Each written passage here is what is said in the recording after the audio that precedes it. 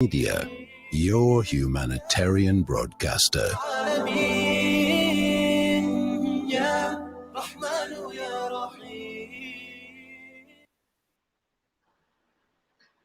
Welcome back. You're tuned into Mid Morning Talk with me, your host Mariam Mia, and this is indeed Salam Media. And now I'm going to read a bit of the open letter penned by qualified general practitioner Dr. Naseeba Kathrada. And she says, "Dear Mr. President, my name is Dr. Naseeba Kathrada. 11 months ago, I wrote a letter to you pleading to give hope back to the people and trust back to the doctors. On the eve of a suspiciously accurately predicted fourth wave, I am once again asking you, Mr. President, give hope to the people and trust back to us frontline doctors. In February 2021, you, Mr. President, assured your fellow South Africans that nobody will be forced to take this vaccine. Not only did you repeat the statement, you went on to say nobody will be forbidden from traveling to wherever they want to travel, including enrolling at school or from taking part in any public activity if they have not been vaccinated. You made this promise to us, Mr. President, and a mere 6 months later, I am inundated with distress calls and pleas for help from South Africans being coerced and forced to take this vaccine. These same South Africans, like me, trusted you and your promises are now feeling betrayed and helpless." Assalamu alaikum, Dr. Naseeba Kathrada, and welcome to Mid Morning Talk here on Salam Media. Walaikum salam warahmatullahi. Thank you so much for having me. So Naseeba, as you mentioned, you felt compelled to write this open letter again because as soon as I think the bud was mandatory vaccine, especially in the workplace, was now making headlines all over. I'm sure you had really confused patients who put their trust in you for the healthcare and looking to you for guidance now what to do. So tell me a little bit about how do you feel has your stance still changed in terms of it's too soon to know the effectiveness of the vaccine, and what is then the way forward in terms of mandatory vaccines and advice? Well, for me, being a medical doctor, I took an oath, and the oath said that I will tell my patients what I feel is best for them, because the part of the oath is first, do no harm. And do no harm means that I cannot be encouraging them to do something or to take something where I myself cannot put my neck on the block saying this is 100% safe. And for me, that started off as the initial issue where, we wanted to give our patients the best advice. I've been called a lot of things, from lunatic to sensationalist to money mongering, whatever it was. Ultimately, at the end of the day, I know full well that I'm answerable to one, and that is to the Almighty Allah. And He has given us knowledge and wisdom, and we have to share that. And I firmly believe that I'll keep doing what I do because I can share the message, but wisdom and guidance comes from Allah. And for me, the gut feeling that started off saying that something is not right just keeps getting worse. And that letter that I wrote, I have to admit that I was on quite a bit of meds. I had just come out of hospital. I had major surgery, and I wrote the letter. But that's because lying there in the hospital for those few days, I was quite helpless. And I'm thinking to myself, can't people see what's going on? Can't people see it? So maybe if I write to the president again, some people will see it, that we are not in a crisis of our health. We are in a crisis for our freedom. And that's what I'm saying. And I'm going to say it again, like I say in every single interview. If you have done due diligence, if you have done your research, and if you feel that taking the vaccine is the best thing for you, go ahead. Bismillah, take it. But don't force me to take it, and don't force other people to take it. We know full well that a vaccinated person and a vaccine-free person both can get and give COVID. So that story about you taking it to protect the people around you, where's the evidence? In fact, some studies show that a vaccinated person has a higher viral load when they get COVID than a vaccine-free person. And Mariam, at this point, I want to just emphasize that from now on, I want people to understand that those of us who have not taken the jab We are not unvaccinated. We are vaccine free. I have taken quite a few vaccines. I've taken the BCG, I've taken the MMR, I've taken all the one childhood vaccines, I've taken hepatitis when I went to medical school. But this vaccine I have not taken. So I'm not unvaccinated. I am vaccine free. I'm free to make my own choice. I am free to choose what goes in my body. I am free to make the decision for myself. And I am free when I don't take it because I'm forced or coerced to take it. And there is my biggest concern. So, Dr. Kathrada, I'm now confused because last week I interviewed a lawyer, a labor lawyer, and in terms of the workplace, if you cannot work remotely and your job requires to be present in the workplace environment, those that are vaccine free. Sorry, I was going to say unvaccinated, but now consciously say are vaccine free. Um, do they pose an increased risk to their colleagues in terms of passing on the virus to their colleagues? Because that's what I hear, that we can't risk having vaccine free employees around those that have been vaccinated, um, because they will increase the risk. So has studies shown that there's an increased risk for those that are vaccine free or have not taken the COVID vaccine, pose an increased risk to their colleagues or to anybody for that matter that comes into contact with them or is in close proximity. Mariam, I want to say that's not just nonsense, it's also non-science. How did the president get COVID? I mean, we know that our president's got COVID and he is vaccinated and he has been traveling around people. I'm quite sure most of them have been vaccinated as well. So that's the thing, is that thinking or having that notion that if 100% of people are vaccinated in the middle of a pandemic, when there are new emerging strains and new emerging variants and new presentations, how can we for certain say that a vaccine-free person is putting the vaccinated at risk? And you know what's another thing is that when you vaccinate a person, I can tell you from my personal experience, within 10 to 12 days of their jab, they become COVID positive.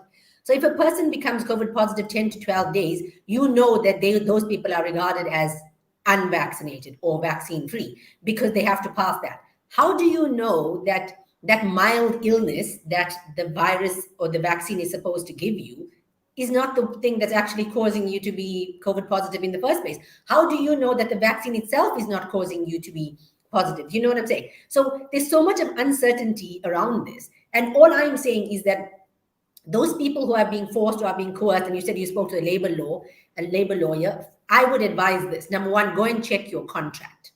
If the contract says that they can put you to work remotely because you are a threat, then you ask them to prove to you that you are a threat.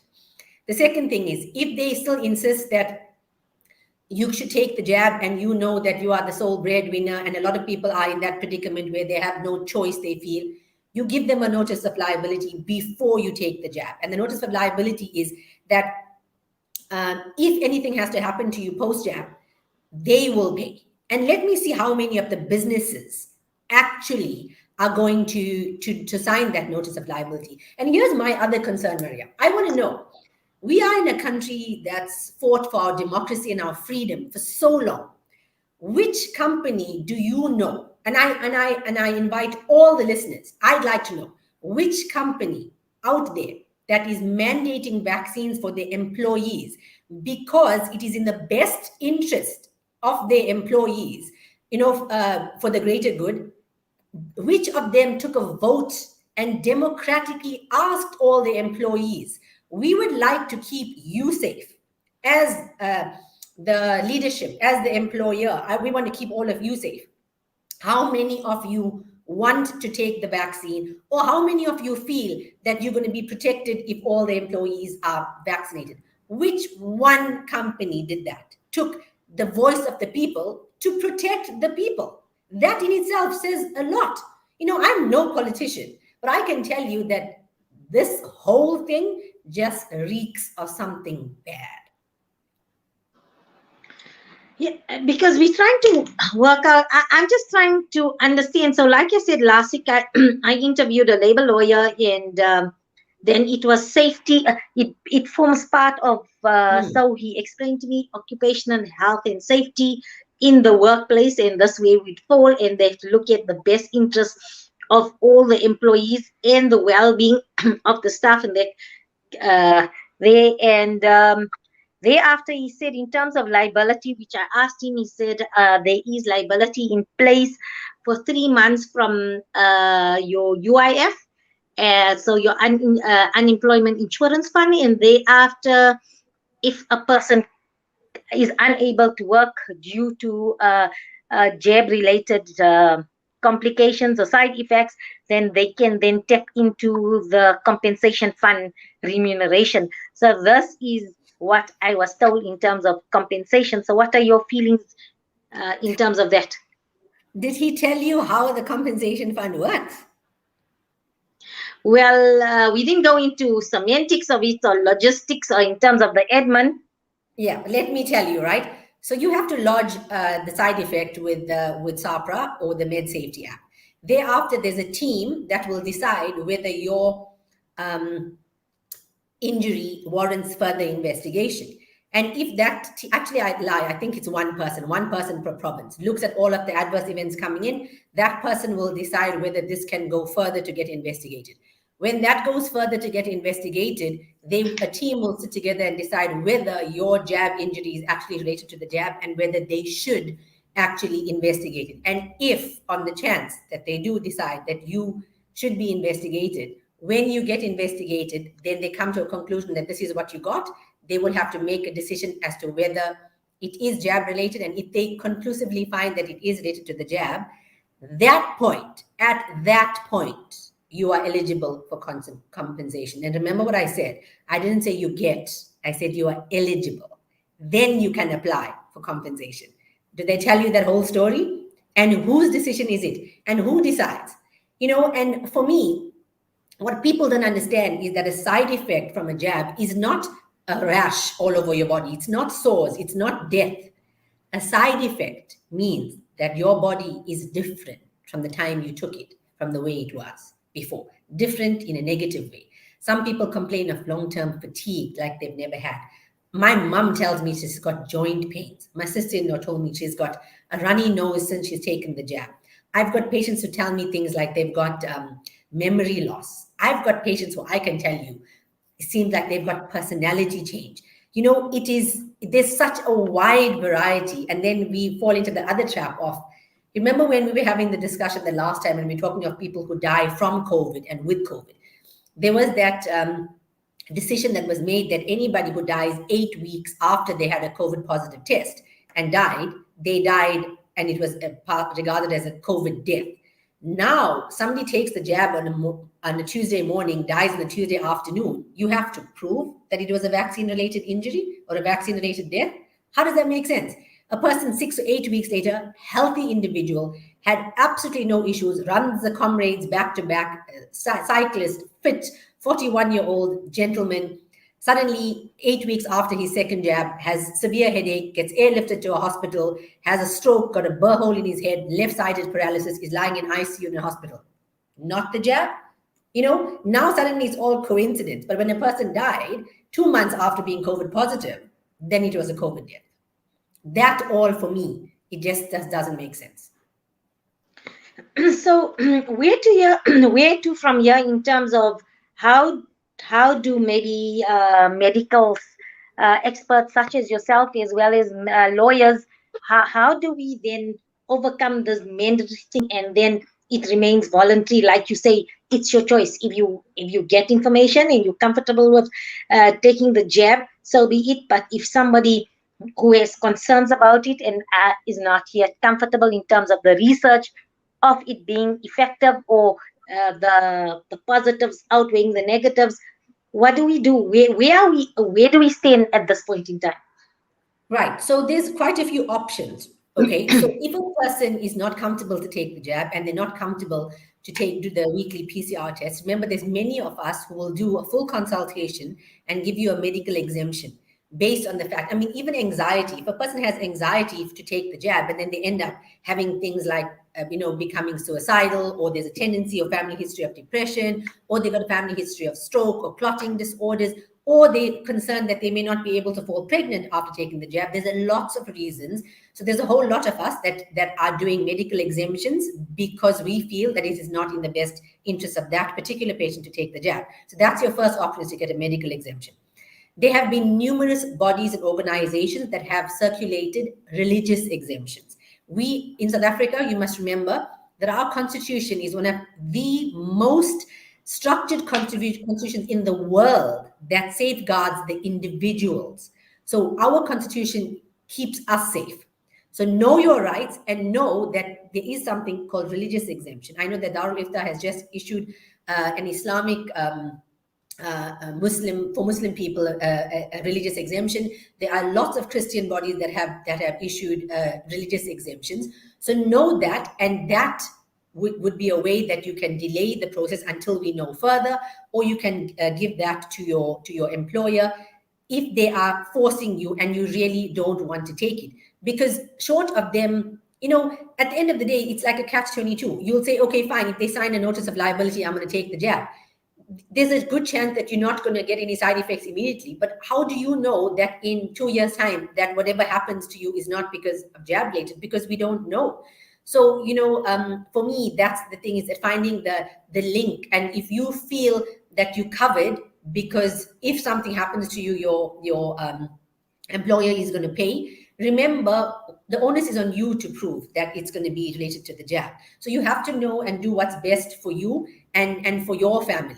And, before I conclude on this point, I want to just say the reason why I agreed to do this interview, this is my first interview. I haven't even come to work since my procedure, but I came because when I was lying in my bed scrolling through Facebook and social media, I'm so tired of seeing people saying, just finished, had a really bad bout of COVID. It was the vaccine that saved my life.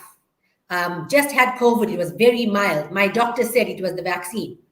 And I keep seeing these messages on social media, and I'm like, how do you know? When did you become an expert? We know full well that 80% of people who get COVID and got COVID were mild or asymptomatic. That is the reason why we were isolating some asymptomatic positive people, which is now under controversy as well.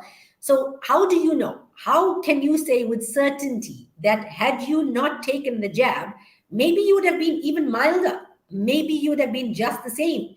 You have no idea. And when you put stuff like that on social media, that is irresponsible.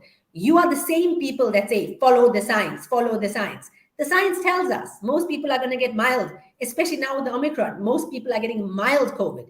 You cannot say that it was the vaccine that did that and then encourage other people to rush out and take the jab.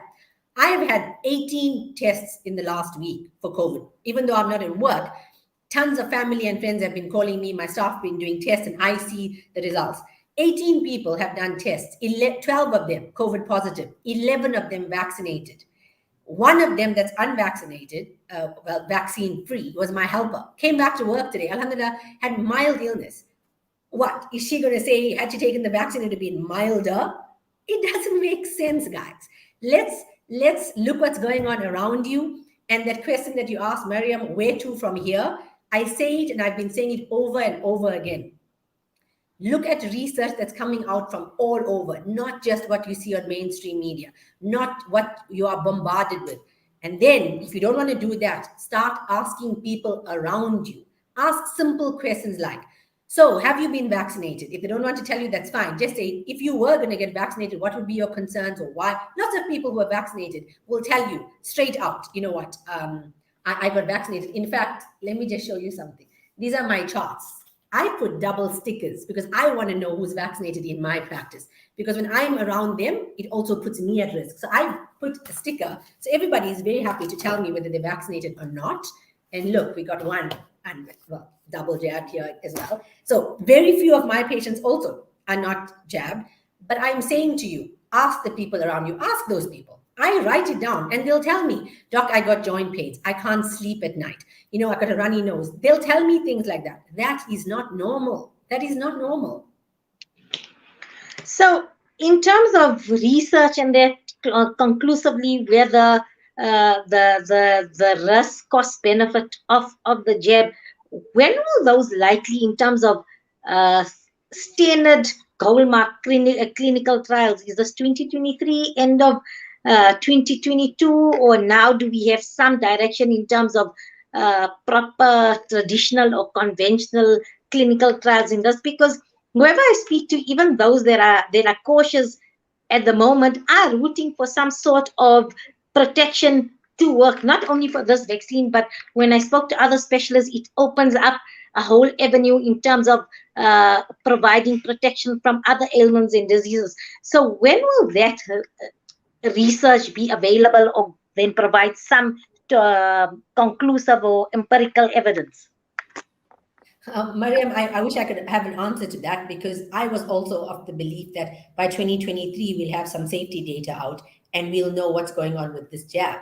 But I'm not sure if you saw yesterday that they just changed the directive for the expired vaccines, right? So just on a whim, I have never in my entire practice encouraged patients to take an expired drug. Never. Now, suddenly, there's a jab we don't know a lot about. Like you said, we're waiting for the empirical data. Safety data is supposed to be out in 2023. What safety data, we don't know. We know that Pfizer has made an application that they will only, release their studies in 75 years. They want a 75-year lock. That already will tell you something. So if we are now on a whim, just changing expiry dates, we are now, initially, we were told that the Johnson & Johnson was 1 dose and now it's 2 doses. Then the Pfizer was 2 doses and now it's 3. In fact, approval for the 4th one is just out. We're now being told that the Omicron strain needs 3 more. So you got the 2 plus the 3, so that's 5 jabs. Then the kids were told that they will take 1 Pfizer dose, and that's supposed to be the same dose as an adult, but a 12-year-old child is not the same weight as a 19-year-old child, but they must take 1 dose. And I saw, I think last week, one of the days that I was out of hospital, or when I was in hospital, that says that the kids now can take the second Pfizer jab, because kids must now take 2. So I don't even know how to answer your question, because when we spoke the last time, and we spoke about data coming out, conclusive data that was collated and reviewed and put out was in 2023. That was data for the original people that took the jab back in 2019, end of the year, or 2020, early 2020, early 2021, 2021, so earlier this year. Now, all of the stuff that's happened in the last 6 to 8 months, which is just changing and this and that, and add 2, and now you 3, and now you 4, and then those people who are double jabbed are now regarded as under-vaccinated. So we don't just have unvaxxed. So now we got vaccinated, under-vaccinated, vaccine-free, unvaxxed, anti-vax. Which data? It keeps changing, and nobody's keeping track of that. And the people who keep saying, I follow the science, I'd like to ask them, and every time I ask on a group, show me what you read, they will tell me, go look for it yourself. And I go, I have looked, I haven't found it. But you're saying it's out there. Can you show it to me? They won't, because it is what they say. And they say is what the government experts are putting out there. It will be very interesting if you can get an interview with Professor Shabir Madhi. I'm very interested to see how his stance has changed. He's the one who's always said kids don't need to be vaccinated. He's the one who's always said that herd immunity will come naturally. And now he's been the one that has been speaking out, and he's the one who's saying things like 18 million doses are lying, and then suddenly, we get the expiry date changes. I'd love to hear his view, because I'm quite sure, I was in an interview with the Deputy Minister of Health, and he said now that Prof. Madhi is not following the narrative, he now says that his opinion is his own opinion. So when he was following what they wanted him to say, then it wasn't. And now suddenly it's his own opinion. Too much of uncertainty. And it really concerns me. Yes, well, let's watch the space. We all make dua, inshallah. You know what? we can get guidance in terms of the way forward. We get clarity on the way forward. And also, look, at the end of the day, we all rooting for a solution in terms of uh, how we handle this vaccine, in terms of treatment for this. And we all make dua that the strain does not mutate further in terms of it being the intensity of it. We told Omicron has been a mild strain, alhamdulillah. So, yes, we just make dua, Allah guide us and show us the way and keep us under His mercy and protection, inshallah. Jazakallah for being availing yourself, and also for giving us a different perspective, and also for those that are confused, for providing advice to them as well, both in terms of their workplace as well as in terms of their health. I really appreciate your time, and we wish you a speedy recovery, inshallah. Sakala Mariam, I want to just say, I totally agree with you. Many times at my status, my dua is, oh Allah, grant me the ability to see my truth as the truth and keep me away from falsehood. And I make the dua on a daily basis because we never know. We want to make sure that the message that we give out there is actually the truth. And if there's anybody out there who'd like to engage with me, please find me on Telegram. It's at Dr. NaseebaKat. It's very simple. Find me on my Telegram channel. If you want to know other things, or you want to comment or have your voice heard, find us. There are a lot of us who want to listen to what we're saying. So Dr. Naseeba Kathrada, at Dr. Naseeba Kathrada, you will find me on Telegram. And Jazakallah, Mariam, for having me and for giving us on the other side, the vaccine-free people, a voice. And may Allah reward you for all your efforts and for your courage. And remember, courage is contagious. So Jazakallah so much. Ameen. Let's go for a break, and then we're going to be chatting to another courageous individual, Sister Mariam Mia. All of us after the break.